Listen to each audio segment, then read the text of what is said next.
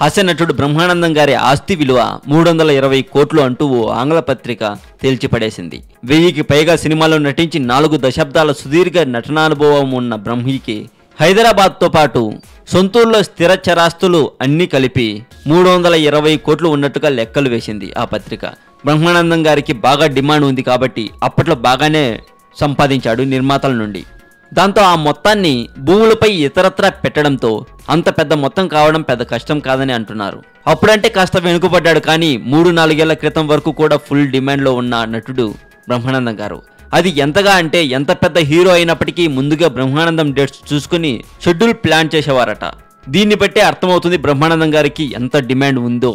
మరింత టాలీవుడ్ సమాచారం కోసం సబ్స్క్రైబ్ చేయండి టాలీవుడ్ సెంటర్.